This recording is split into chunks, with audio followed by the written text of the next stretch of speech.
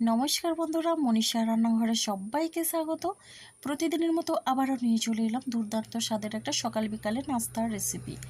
তো বন্ধুরা, এই নাস্তার জন্য এখানে 1 কাপ পরিমাণে আমি নিলাম আটা, আর নিয়ে নিচ্ছি 1 চামচ পরিমাণে জোয়ান। জোয়ান দিলে কিন্তু হজমে সাহায্য করবে। আর দিলাম স্বাদ অনুসারে লবণ। এরপরে লবণ আর জোয়ান দিয়ে বেশ আটার সঙ্গে ভালোভাবে মিশিয়ে নেব। এখানে আপনারা চাইলে অল্প পরিমাণে তেলও দিতে পারেন। তো আমি তেল দিলাম না, শুধু লবণ আর জোয়ান দিয়ে মিশিয়ে নিয়ে অল্প অল্প জল দিয়ে আমি এই আটাটাকে মাখিয়ে নেব। তো বন্ধুরা, সাধারণত আমরা রুটি খাই যেভাবে, ওই রকম করে আটার একটা ডো তৈরি করে নিতে হবে। তো দেখুন, একসঙ্গে কিন্তু সব জল দেওয়া যাবে না, অল্প অল্প জল দিয়ে আটাটা মাখতে হবে। রেসিপিটি শুরু করার আগে অবশ্যই লাইক দিয়ে রেসিপিটি শুরু করুন। তো বন্ধুরা দেখুন, এইভাবে আটাটা মেখে একটা ডো তৈরি করে নিয়েছি। তো ডোটা দেখুন, একেবারে খুব একটা নরমও নয়, আবার খুব একটা শক্তও নয়। তো এইভাবে ডোটা করে নিয়ে এখন আমি রেস্টে রেখে দিচ্ছি কিছুক্ষণের জন্য। তো বন্ধুরা, আমি এটা সাইড করে রেখে দিলাম। এরপরে দেখুন, এখানে আমি 3টে আলু নিয়েছি। আলুগুলো অবশ্যই আগের থেকে কিন্তু সেদ্ধ করা আছে। আর আলুগুলোর খোসাটা আমি তুলে নিচ্ছি। আপনারা চাইলে এখানে কাঁচা আলুও নিতে পারেন। তো দেখুন বন্ধুরা, মোটামুটি আলু থেকে খোসাগুলো আমি পরিষ্কার করে নিয়েছি। আর এখন আলুটাকে গ্রেট করে নেব। তো আমি একটা গ্রেটার নিয়েছি, গ্রেটারের এই ছোট ছিদ্র দিয়ে গ্রেট করে নিচ্ছি। আর আপনারা চাইলে আলুটাকে হাত দিয়ে বা ম্যাশার দিয়েও ম্যাশ করে নিতে পারেন। তবে খেয়াল রাখতে হবে কোনো রকমের জন্য দোলা না থাকে। তো এইভাবে করে আমি আলুটাকে গ্রেট করে নিচ্ছি। খুব সুন্দরভাবে কিন্তু গ্রেট হচ্ছে, যেভাবে আমরা সেমাই লাচ্ছা করে থাকি তো ওই রকমভাবে কিন্তু গ্রেট হচ্ছে। তো যাই হোক বন্ধুরা, গ্রেট করে নিলে কিন্তু কোনো রকমের দলাভাবটা থাকে না। তো এই রেসিপিটা সত্যি একটা অসাধারণ রেসিপি। সকাল বিকালের নাস্তা হিসেবে দারুণ লাগে এটা খেতে। তো এদিকে দেখুন, গ্রেট করা হয়ে গেছে আলুটা। আর গ্যাসে একটা তড়কা প্যান বসিয়ে দিয়েছি। এবার আমি ওই প্যানের মধ্যেই দিয়ে দিয়েছি 3 চামচের মতো সর্ষের তেল। তেলটা গরম করে দিয়ে দিলাম 3টে শুকনো লঙ্কা। লঙ্কাটাকে কিন্তু একটু লাল লাল করে ভেজে নেব। এই রেসিপিতে লঙ্কাটা ভাজা দিলেই কিন্তু বেশ ভালো লাগে। এখানে কিন্তু আমি কোনো রকমের কাঁচা লঙ্কার ব্যবহার করব না। মোটামুটি লঙ্কাটা ভেজে তুলে নিলাম। ওই তেলের মধ্যে দিয়ে দিচ্ছি 1/2 চামচ পরিমাণে গোটা জিরে, দিয়ে দিচ্ছি 1/2 চামচ পরিমাণে কালো সর্ষে। এবার ফোড়নগুলো একটু ভাজা হয়ে আসলে দিয়ে দিলাম 2টো মিডিয়াম সাইজের পেঁয়াজ কুচি। এবার পেঁয়াজটা দিয়ে আমি বেশ ভালো করে নেড়ে চেড়ে নিচ্ছি। পেঁয়াজটাকে কিন্তু একটু লাল লাল করে ভেজে নিতে হবে। তো দেখুন বন্ধুরা, পেঁয়াজটা কিন্তু আমি লাল করে ভেজে নিয়েছি। আর এখন আমি এখানে দিয়ে দিচ্ছি বিলেতি ধনেপাতা কুচি। তো ধনেপাতাটা কিন্তু আগের থেকে দিলে পুড়িয়ে যাবে, তাতে করে কিন্তু খেতে খুব একটা ভালো লাগবে না। তার জন্য ঠিক নামানোর আগেই ধনেপাতাটা দিতে হবে। এদিকে দেখুন বন্ধুরা, আমি কিন্তু সেটা নামিয়ে ঠান্ডা করে নিয়েছি। আর এখন আমি এই শুকনো লঙ্কা 3টে হাত দিয়ে এইভাবে ভেঙে নিচ্ছি। তো এটা একটু দানা দানা রাখতে হবে, তাহলে কিন্তু বেশ ভালো লাগে মুখের মধ্যে যখন এই বীজগুলো পড়বে। মোটামুটি এখন আমি এই গ্রেট করে রাখা আলুটা লঙ্কার মধ্যেই দিয়ে দিলাম। আর এখন আমি স্বাদ অনুসারে লবণ দিয়ে দিচ্ছি আলুর মধ্যে। এরপরে আলুটাকে লবণ দিয়ে মেখে নিয়েছি। তো দেখুন বন্ধুরা, এটা আমরা যেভাবে আলু চোখা বানাই ওই রকম করে বানানো হচ্ছে। তো এখন আমি ওই ফোড়ন দিয়ে যে পেঁয়াজটা ভেজে রেখেছিলাম ওটাই আলুর মধ্যে দিয়ে দিলাম। আর ওটা দিয়ে বেশ আলুটাকে আমি মাখবো। তো বন্ধুরা, এই নাস্তাটা বানানোর জন্যে খুব একটা বেশি মশলার প্রয়োজন হয় না। অল্প মশলায় কিন্তু নাস্তাটা খেতে ভীষণই ভালো লাগে।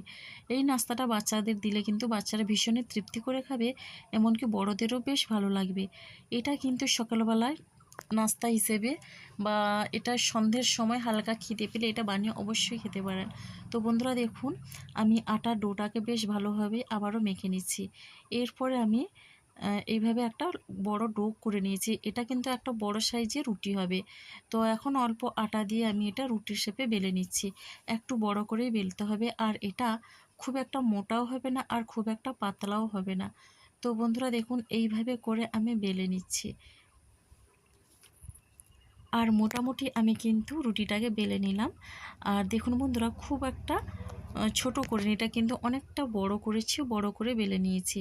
এরপরে ছুরি দিয়ে আমি সাইডের অংশগুলো কেটে নেব।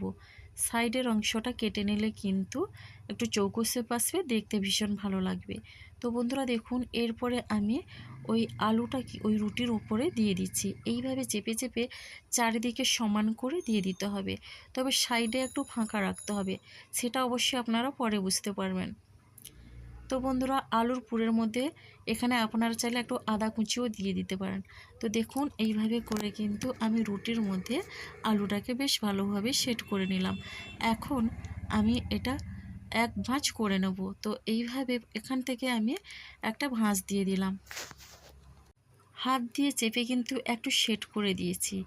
আর এখন আমি অল্প অল্প জল নিয়ে রুটির সাইডের অংশগুলো যেগুলো ফাঁকা আছে আলুর পুরটা দিয়ে ওইখানে দিয়ে এদিকে উপর দিকেও জলটা বেশ ভালো করে লাগিয়ে নিচ্ছি, যাতে এটা ভাঁজ করার পরে বেশ ভালোভাবেই সেট হয়।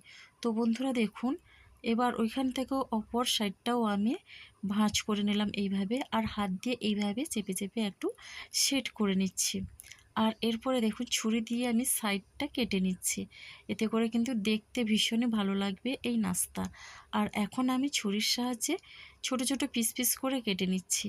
তো বন্ধুরা ভীষণই ভালো লাগে এই নাস্তাটা, দেখুন ভেতর থেকে কতটা সুন্দর লাগছে। আর এটা ভাজা হয়ে গেলে কিন্তু আরও দেখতে ভালো লাগবে, আর খেতে কিন্তু অসম্ভব সুন্দর লাগে। একবার হলেও আপনারা এটা ট্রাই করবেন, দেখবেন ভীষণ মজার একটা নাস্তার রেসিপি। রোজ রোজ রুটি পরোটা ভালো না লাগলে এই রকম নাস্তার রেসিপি একবার হলেও ট্রাই করতে পারেন। আর এটা বানাতে খুব একটা ঝামেলা হয় না, আর এটা শুধুমাত্র এইভাবেই খাওয়া যায়, এটার জন্যে কোনো রকমের কোনো তরকারি বা চাটনির প্রয়োজন হবে না। তো বন্ধুরা দেখুন মোটামুটি আমি এই নাস্তাগুলো রেডি করে নিয়েছি। আর এদিকে আমি গ্যাসে কড়াই বসিয়ে দিয়ে দিয়েছি তেল, তেলটাকেও বেশ ভালোভাবেই গরম করে নিয়েছি। আর এখন আমি তেলের মধ্যে একটা করে নাস্তা দিয়ে দিচ্ছি। তো বন্ধুরা আমি সবগুলো নাস্তা একসঙ্গে দেবো না, যতটা দেওয়া যায় সেইভাবে দিয়ে আমি নাস্তাগুলো ভেজে নেব। এটা কিন্তু মিডিয়াম টু লো ফ্লেমেই ভাজতে হবে, কোনো রকমে গ্যাসের ফ্লেমটা হাই করা যাবে না, তা নাহলে কিন্তু পুড়ে যাবে। তো দেখুন বন্ধুরা এখন কিন্তু দেখি মনে হচ্ছে এক সাইড হয়ে গেছে, আর এখন আমি উল্টে নিচ্ছি। উল্টে পাল্টে কিন্তু আমি দু সাইড একটু লাল করে ভেজে নেব, এতে করে কিন্তু স্বাদটা দুর্দান্ত আসবে, ভীষণই খেতে ভালো লাগবে। আর দেখুন বন্ধুরা সবগুলো কিন্তু এইভাবে আমি উল্টে নিয়েছি, আর এখন আমি দু সাইড উল্টে পাল্টে ভেজে নিয়েছি। তো এরপরে কিন্তু আমি একটা করে তেল ঝরিয়ে তুলে নিচ্ছি। আর এই নাস্তাটি কেমন লাগলো অবশ্যই কমেন্ট করে বলবেন, আপনাদের একটা কমেন্ট কিন্তু আমাকে অনেকটা উৎসাহ দেয় নতুন নতুন রেসিপি আনার জন্যে। তো বন্ধুরা এটা কিন্তু দুর্দান্ত স্বাদের, ভীষণই মুখরোচক। তো আজকের রেসিপিটি আমার এই পর্যন্ত। আগামীকাল আসবো আবারও একটা নতুন রেসিপি নিয়ে। আপনারা সবাই সুস্থ থাকুন, ভালো থাকুন।